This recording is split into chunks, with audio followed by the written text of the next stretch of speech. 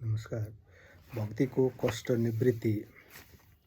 श्री नारद भन्नुहुन्छ, त्यसो भए म भक्ति ज्ञान र वैराग्यलाई स्थापना गर्न जतन साथ श्री शुकदेवले भन्नुभएको भागवत शास्त्रको कथाद्वारा उज्जवल ज्ञान यज्ञ गर्नेछु। त्यो यज्ञ कहाँ गर्नुपर्छ तपाईँहरूले मलाई बताइदिनुहोस्। तपाईँहरू वेदको पारङ्गतगामी हुनाले मलाई यो शुक शास्त्रको केही महिमा पनि सुनाउनुहोस्। यो बाहेक यो कथा कति दिनमा सुन्नुपर्छ र त्यो सुन्ने विधि के हो त्यो पनि बताउनुहोस्।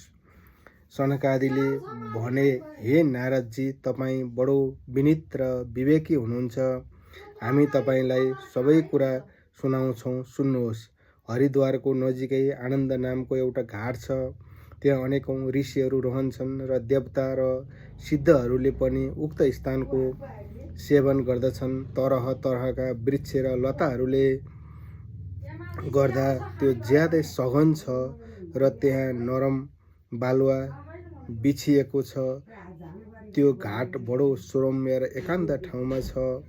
त्यहाँ हर समय सुनौला कमलहरूको सुगन्ध आउने गर्छ। त्यसको वरपर बस्ने सिंह, हरिण आदि विरोधी जीवहरूको चित्तमा पनि वैरभाव छैन। त्यहाँ कुनै विशेष तयारी नगरिकनै तपाईँ ज्ञान यज्ञ सुरु गर्नुहोस्। त्यहाँ हुने कथामा बडो अपूर्व रस आउनेछ। भक्ति पनि आफूले हेर्दा हेर्दै निर्बल र जराजीर्ण अवस्थामा पुगेका ज्ञान र वैराग्यलाई साथमा लिएर त्यहाँ आउलिन्। जहाँ जहाँ श्रीमद् भागवत कथा हुन्छ त्यहाँ यी भक्ति आदि स्वत पुग्छन्। त्यहाँ कथाको शब्द कानमा पर्ने बित्तिकै तिनैजना तरुणा हुनेछन्। श्री सुत भन्नुहुन्छ, यसो भनेर नारदको साथमा सनकादि पनि श्रीमद् भागवत कथामृत पान गर्नलाई गङ्गा तटमा आए। तिनीहरू त्यो तटमा पुग्दा भूलोक, देवलोक र ब्रह्मलोक सबै ठाउँमा यो कथाको हल्ला मचियो र भागवत कथाका रसिक विष्णु भक्तहरू सबै श्रीमद् भागवत कथामृत पान गर्नलाई दौड गरेर आउन लागे। भृगु, वशिष्ठ, च्यवन, गौतम, मेधातिथि, देवल, देवरात, परशुराम, विश्वामित्र, शाकल, मार्कण्डेय, दत्तात्रेय, पिप्ललाद, व्यास, पराशर, छाया, शुक, जाजली र जन्नु आदि सबै मुख्य मुनिहरू आफ्ना आफ्ना छोरा र शिष्य र स्त्रीहरूसहित बडो प्रेमले त्यहाँ आए। यी बाहेक वेद, वेदान्त, उपनिषद, मन्त्र, तन्त्र, सत्र, पुराण र 6वटै शास्त्र पनि मूर्तिमान भएर त्यहाँ उपस्थित भए। गङ्गा आदि नदीहरू, पुष्कर आदि सरोवर, कुरुक्षेत्र आदि सबै क्षेत्र, सबै दिशाहरू, दण्डक आदि वन, हिमालय आदि पर्वत, देव, गन्धर्व, दानव आदि सबैजना कथा सुन्नलाई आए। आफूलाई ठुलो सम्झेर त्यहाँ आउन हिचकिचाएर बसेका जतिलाई भृगुले सम्झाइ बुझाइकन त्यहाँ लिएर आए अनि कथा सुनाउनलाई दीक्षित भएर श्रीकृष्ण परायण सनकादि मुनि नारदले दिनुभएको सुन्दर आसनमा विराजमान भए। त्यस समयमा सबै श्रोताहरूले तिनीहरूको वन्दना गरे। श्रोताहरूमध्ये वैष्णव, विरक्त, सन्यासी र ब्रह्मचारीहरू अगाडि बसेर तिनीहरू सबैको अगाडि नारद बस्नुभयो र एकातिर ऋषिगण, एकातिर देवता र एकातिर वेद र उपनिषदी र एकातिर तीर्थ बसे र अर्कोतिर स्त्रीहरू बसे। त्यस समयमा सबैतिर जय जयकार, नमस्कार, शङ्खहरूको शब्द हुन थाल्यो। कुनै देवताहरूले विमानमा चढेर त्यहाँ बसेका सबैजनामाथि कल्पवृक्षका फुलहरूले वर्षा गर्न लागे। श्री सुत भन्नुहुन्छ, यस प्रकारले पूजा समाप्त भएपछि सबैजना एकाग्र चित्त भए अनि सनकादि मुनिहरूले नारदलाई श्रीमद् भागवतको महात्म्य स्पष्ट गरेर सुनाउन लागे। सनकादिले भने, अब हामी तपाईँलाई यो भागवत शास्त्रको महिमा सुनाउँछौँ। यो सुन्नाले मात्रै पनि मुक्ति हात पर्छ। श्रीमद् भागवत कथालाई सदा सेवन गर्नुपर्छ। यसको श्रवण मात्रले श्रीहरि उनीहरूको हृदयमा विराजमान हुनुहुन्छ। यो ग्रन्थमा 18,000 श्लोक र 12 स्कन्द छन्। यसमा श्री शुकदेव र राजा परीक्षितको संवाद छ। हामी तपाईँलाई यो भागवत शास्त्र सुनाउँछौँ, ध्यान दिएर सुन्नुहोस्। क्षणभरको निम्ति भए पनि कानहरूलाई सुखशास्त्रको कथा नपरेसम्म जीव कानहरूमा सुखशास्त्रको कथा नपरेसम्म जीव अज्ञान वश यो संसार चक्रमा भौतारिएर रहन्छ। धेरै शास्त्र र पुराणहरू सुन्नुमा के फाइदा? यसले व्यर्थकै भ्रम मात्र बढ्छ। मुक्ति दिनको निमित्त एकमात्र भागवत शास्त्र गर्जिएको छ। दिनदिनै श्रीमद् भागवतको कथा हुने घर तीर्थरूप हुन जान्छ।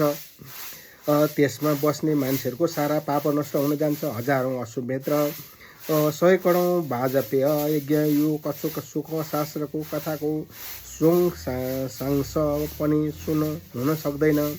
तपोधन राम्ररी श्रीमद् भागवतको श्रवण नगरेसम्म मानिसको शरीरमा पाप अडेर रहन्छ। फलको दृष्टिले यो सुख शास्त्रको कथाको बराबरी सुँगार गया, काशी, पुष्कर वा प्रयाग आदि कुनै तीर्थले पनि गर्न सक्दैन। तपाईँलाई परम गतिको इच्छा भएमा आफ्नै मुखले श्रीमद् भागवतको आधा अथवा चौथाई श्लोक मात्र भए पनि नित्य नियमपूर्वक पाठ गर्ने गर्नुहोस्। ओमकार गायत्री पुरुष सुक्त तिनी वेद श्रीमद् भागवत ओम नमो भगवते वासुदेवाय भन्ने द्वादशाक्षर मन्त्र 12 मूर्ति भएका सूर्य भगवान, प्रयाग संस्वत्तो रूप, काल ब्राह्मण, अग्निहोत्र, गाई, द्वादशी तिथि, तुलसी, वसन्त ऋतु र भागवत पुरुषोत्तम यी सबैमा बुद्धिमानले वास्तवमा कुनै अन्तर मान्दैन। दिनदिनै अर्थसहित श्रीमद् भागवत शास्त्रको पाठ गर्ने मानिसको करोडौँ जन्मको पाप नष्ट हुन जान्छ भन्ने कुरामा अलिकति पनि सन्देह छैन। दिनदिनै भागवतको आधा वा चौथाई श्लोक मात्रै पनि पढ्ने मानिसले राजसूय र अश्वमेधको फल पाउँछ। नित्य भागवत पाठ गर्नु, भगवानको चिन्तन गर्नु, तुलसीमा पानी दिनु र गाईको टहल गर्नु यी चारै समान कार्य हुन्। अन्त समयमा श्रीमद् भागवतको वाक्य सुन्ने मानिस माथि खुसी हुनु भएर भगवानले उसलाई वैकुण्ठ धाममा स्थान दिनुहुन्छ। भगवानलाई भागवतलाई सुनको सिंहासनमा राखेर विष्णु भक्तलाई दान गर्नेले अवश्य नै भगवानको सासुज्य प्राप्त गर्दछ।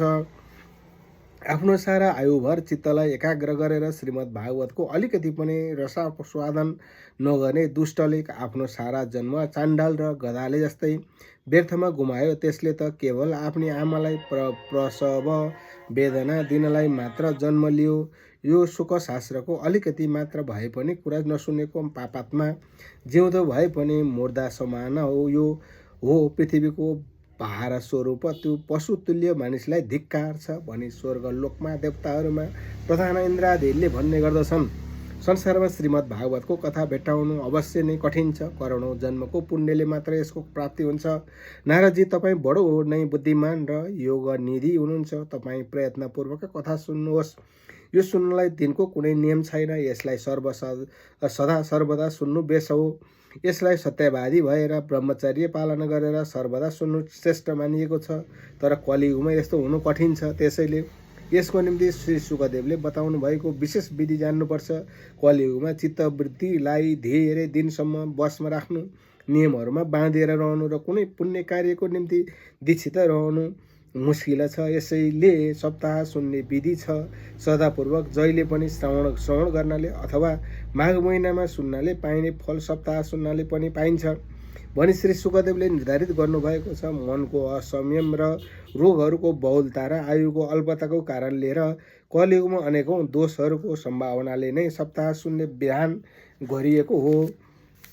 तपयोग र समाधिले पनि पाउन नसकिने फल सर्वाङ्ग रूपमा सप्ताह सुन्नाले सजिलोसँग पाइन्छ। सप्ताह श्रवण यज्ञ भन्दा ठुलो छ, व्रतभन्दा ठुलो छ र तपभन्दा निकै ठुलो छ। तीर्थ सेवन भन्दा एकदमै ठुलो छ, योग भन्दा ठुलो छ। यहाँसम्म कि ध्यान र ज्ञान भन्दा पनि ठुलो छ। यसको विशेषताको कहाँसम्म वर्णन गर्ने, यो त सबैभन्दा ठुलो छ। श्री सौनकले सोध्नुभयो, हे सुतजी, यो त तपाईँले बडो गजबको कुरा गर्नुभयो। अवश्य नै यो भागवत पुराणले योगवेत्ता ब्रह्माको पनि आदि कारण र श्री नारायणको निरूपण गर्दछ।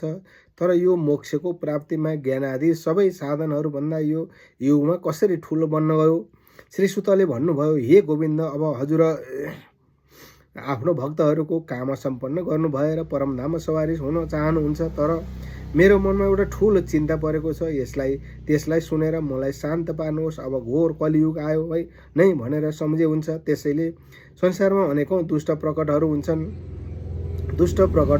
तिनीहरूको संसर्गले अनेकौँ सत्पुरुषहरू पनि उग्र स्वभावका हुनेछन् अनि तिनीहरूको भारले दबेकी यी गौरूपिणी पृथ्वी यसको शरणमा पार्लिन्। हे कमल नयन, म त हजुर सिवाय यसको रक्षा गर्ने अरू कोही छ जस्तो देख्दिनँ। यसैले भक्त वत्सल हजुर साधुहरूमाथि कृपा गर्नु भएर यहाँबाट सवारी नहुनुहोस्।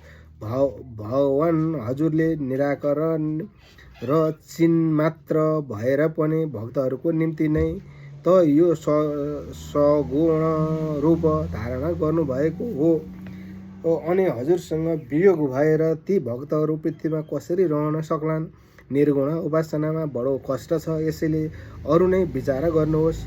प्रभास क्षेत्रमा उद्धवको यस्तो कुरा सुन्नु भएर भक्तहरूको अवलम्बको निम्ति मैले के गर्नु पर्यो भनी भगवानले सोच्नुभयो अनि भगवानले आफ्नो सारा शक्ति भागवतमा राख्नुभयो। यहाँ अन्तर्धान हुनु भएर यो भागवत रूपी समुद्रमा प्रवेश गर्नुभयो। यसैले यो भगवानको साक्षात शब्दमय मूर्ति हो। यसको सेवन, श्रवण, पाठ अथवा दर्शन मात्रैले पनि मानिसको सारा पाप नष्ट हुन जान्छन्। त्यसैले यसको सप्ताह श्रवण सबभन्दा श्रेष्ठ मानिएको छ र कलियुगमा त अरू सबै साधनहरूलाई छोडेर यही प्रधान धर्म बताइएको छ।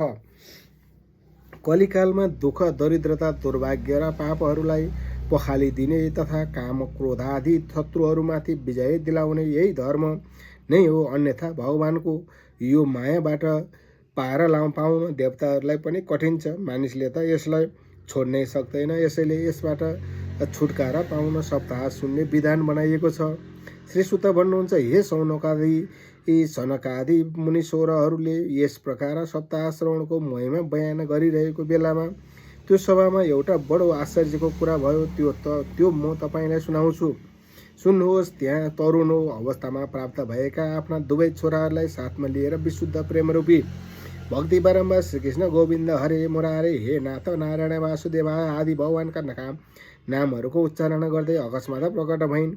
सबै सदस्यहरूले परम सुन्दरी भक्तिलाई भागवतको अर्थहरूका आभूषण लगाएर त्यहाँ आएकी देखे।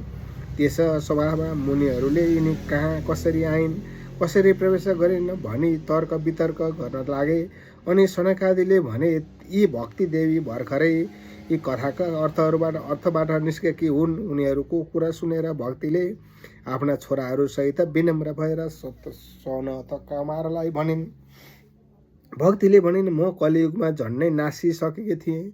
तपाईँले कथामृतद्वारा सिन्चेर मलाई फेरि हृष्टपुष्ट पारिदिनु भयो। अब भन्नुहोस्, म कहाँ गएर बसौँ। यो कुरा सुनेर सनकादिले तिनलाई भने, तिमी भक्तहरूलाई गोविन्द स्वरूप बनाउने, अनन्य प्रेम जगाउने, भवरोगलाई नाश गर्ने हौ। यसैले तिमी धैर्य धारणा गरेर नित्य निरन्तर विष्णु भक्तहरूको हृदयमा निवास गर। कलियुगका दोषहरूले सारा संसारमा आफ्नो प्रभाव फैलाए पनि त्यहाँ तिमीमाथि यिनीहरूले हेर्नसम्म पनि सक्ने छैनन्। यस्तो आज्ञा पाएर तुरुन्तै भक्ति हरिका दासहरूको चित्तमा गएर बसिन्। सकल भुवनमा अत्यन्त निर्धन भए पनि जसको हृदयमा एकमात्र श्रीहरिको भक्ति निवास गर्दछ त्यो परम धन्य हो, किनकि यो भक्तिको डोरीले बाँधिएर साक्षात श्रीहरि पनि आफ्नो परमधामलाई छोडेर त्यसको हृदयमा आएर निवास गर्नुहुन्छ। भूलोकमा यो भागवत साक्षात परब्रह्मको श्री विग्रह हो। हामी यसको महिमा कहाँसम्म वर्णन गरौँ। यसको आश्रय लिएर यसलाई सुनाउने दुवै भगवान श्रीकृष्णको बराबरीमा पुग्न चाहन्छन्। यसैले यसलाई छोडेर अरू धर्मको प्रयोजन नै के हुन सक्छ।